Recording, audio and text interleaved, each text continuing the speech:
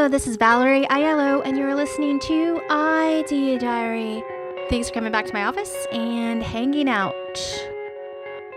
All right, it's a slow Sunday, slow weekend for me, and I missed my first daily show on Saturday. There was just too much going on, and couldn't pull it together, couldn't do it. So I missed today, apologize, but when I say I go every day, I'm giving myself a little bit of wiggle room to figure out how I can actually do it consistently without missing a show or two, and kind of know, all right, tomorrow is going to be really busy, so I should make the show or at least pre-record it so that I can all I have to do is edit it and upload. I'm still trying to figure it all out, and my systems and all that stuff. The main thing I'm trying to, balance is that I like the fact of coming every day and coming with fresh eyes and just turning on the camera and pressing record, whether or not I have something planned or not. I like that. If I pre-record content, I like that too, but I don't like that as much as just going live, basically. Sometimes I do like to prepare and have something to talk about and all that stuff, but sometimes if I don't, I kind of want to have the skills to be able to come up with something valuable, or at least relaxing to listen to, or just fun to think about. Just be able to, at the drop of a hat, come to the microphone with a show. Much like if you were to go to dinner with somebody, you'd have to think of things to talk about that were somewhat interesting. Even if they were stupid or just pointless, you would still be able to come to the dinner table with a conversation. So that's kind of what I'm feeling about having a daily podcast, kind of reporting what I'm doing, what's weird about the world. I'm still overall trying to figure out what's the point of everything, but at this point, it's just building the skills to be able to talk, to be able to just make it something. Know what the something is yet? I'm not sure, but I like it so far. We're going into the 7th month. Like I said before, it takes maybe 3 years to build an audience. I'm choosing to go every day until I'm actually good, and I would recommend that for anybody who's ready to take things to the next level, ready to just get into it. No excuses, and just let's do this. I think you kind of have to go every day if you want it to happen faster, because it's going to take every single day for a year, 2 years, 3 years for you to actually get your skills, your speaking skills and your communication skills and all the things kind of good enough. A lot of the people that you might watch or listen to, they've been doing it for 10 years, and they might have already sucked for 3, and you're kind of jumping on now, watching what they've created over having a podcast for years and years, or having a YouTube channel for years and years. Some people are just automatically good. And a lot of those people that I've noticed that are automatically good have kind of been in journalism of some kind, some way, form, or another. Might have had camera work before, or they're just comfortable naturally, and all they have to do is work on the content part. Whatever it is, sure. Somebody can just jump on and find success, but I think a more realistic thing is if you could go every day for 3 years and create something, then I think that gives you the head start of making something a high quality product, or whatever this is. A show is a product, I guess, in some way. Even if it's a free product, people can consume for free for years. You know, there's still money to be made in that. I always think about Dave Ramsey, for example. I've never purchased a Dave Ramsey product. I've listened to shows here or there throughout the years. He's been on a long time. I mostly only listened or watched his YouTube version of his show. I actually don't know if he has like a daily radio show. It's a national thing. I think he has something. I'm not sure what it is, but I've definitely listened to enough shows about Dave Ramsey to know his kind of angle and approach to stuff. And sometimes if something new is happening in financial space, I might go and check in and whatever he's talking about. His advice, I feel like, is solid financial advice, but it only works for a certain type of person, and I'm not the type of person that is a Dave Ramsey follower. except for the having zero debt thing. Like, I'm into that. Dave Ramsey has no credit score because he has never bought anything with credit. He just buys cash for everything. That kind of makes sense to me. And he'll tell you to pay off your house fast, and that makes sense to me. And not have a car payment, that makes sense to me. But the other things that he advises people to do, as far as with retirement stuff, I'm not on. That's where I'm not on the same page. But I can't appreciate him for what he does, and he has his own thing, and I'm sure it works for tons of people. But the point about Dave Ramsey is he's very successful, and he's very successful whether or not you ever buy a Dave Ramsey product. He's giving away a free show, building a brand, and bringing real value to people's lives, and they don't have to buy a single thing.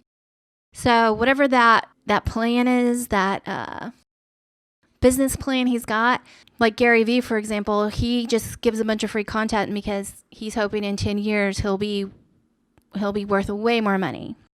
And he kind of has a day job where he works at his marketing agency or whatever it is, and then he's a speaker. So he has a lot of ways to make income. He has his wine business. So when he's just giving away piles and gigantic truckloads full of free, good quality advice every day, it's not for everybody, but for a certain type of person, they really connect with him, and they can find success in just following his ideas and his rules and the way he approached things. And I don't agree with Gary Vee sometimes, and I don't even listen to him daily or anything like that. But I've listened to enough to where somehow, some way, he's making money off me, even though I've never bought a Gary Vee product in my life. There is a business plan there. So today I was just kind of looking around the room thinking, what can I talk about? I've got nothing, but I want to record now because I wanted to put contacts in, and I want to take my glasses off. So I just wanted to do one more show with glasses on, and I wear contacts, so occasionally I like to give myself a contact break, so where I won't wear my contacts for a week and I'll just use my glasses. It gets a little bit annoying to have glasses on your face all the time, and then just all the things that are annoying about glasses. I'm ready to put my contacts in. I just wanted to film this, and then I'm going to start. It's a new week on Monday, and just fresh and ready to go. So anyway, I was trying to think, what can I talk about today? This was what came to my mind, and this may or may not be helpful. So I have a record player right next to my desk, and right when I wake up in the morning, I try to not touch any technology whatsoever. I do not grab my phone. Sometimes I fall into the trap. I'm not perfect, but for the most part, I try to brew some coffee. I immediately turn on the record player, so I'm not touching the internet. I'm not touching anything except for analog stuff. I play a instrumental album, and that's when I do my morning pages, when I'm writing my to-do list. I could definitely spend a whole hour just thinking about myself and what I want to do and my plans and writing it down, and I try not to go too long. I try to cut it down to like a 20-30 minute session. It's kind of like my morning meditation, morning meeting, check-in with myself. The one thing that I feel like puts me into like the greatest mood of just getting to work is putting on these albums.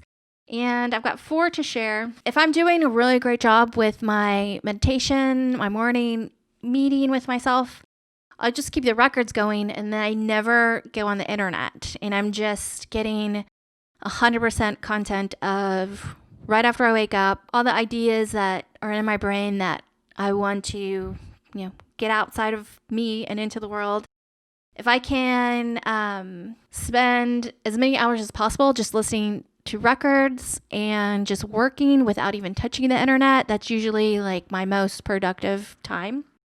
And honestly, I pick instrumental music because that is more background music for me. Whereas if I play music with songs and lyrics and stuff, I start to just listen to music, and that takes me off of the work mode. So my top 4 instrumental vinyls that I use to work to are number 1, Miles Davis in Europe, which is a live recording. Let me see what year. So this was recorded in 1963 at a jazz festival in France.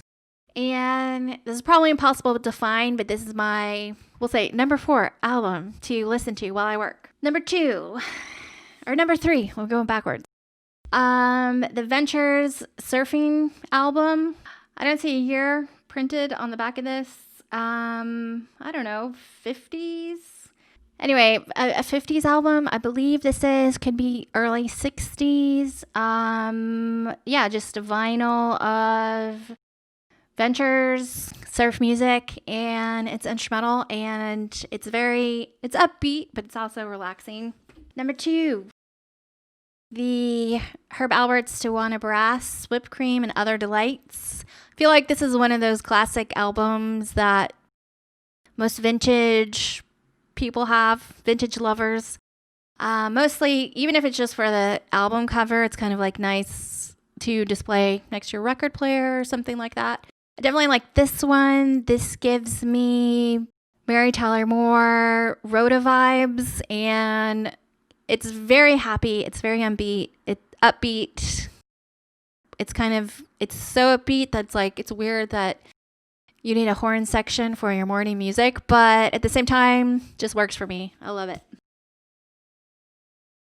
And the number 1 instrumental music that I listen to and work to is The Breakfast at Tiffany's soundtrack. They have Moon River on here, but it's not where she's singing it. It's just full instrumental score of the movie, Henry Mancini. This is a definite must for me. I pretty much have a rotation of those 4 records going all the time. So those are my 4 top work vinyls that I recommend. And obviously, it's probably not worth going and trying to buy these for yourself, but I do recommend having at least 4 records to interchangeably work to that won't distract you, that keeps you away from going to your Spotify app, going to the internet, going to YouTube to put on background music, because the chance of you being diverted, your attention diverted into something else, and you check an email, it's just too much.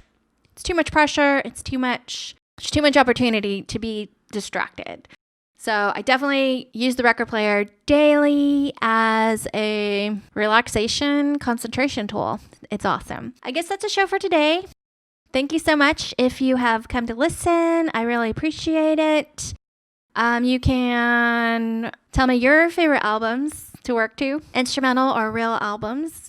You can go to valerieaiello.com and pick the platform that you choose to use, and hopefully in a day or 2 or week, I will find it, because there's a lot of platforms to check out. And I guess I'm going to be definitely doing like a monthly check-in on all social media platforms, but it's kind of getting ridiculous with the amount of platforms there are. So definitely YouTube comments, I'm going to see that probably the same day. Probably an email direct or a text direct, I'll see same day.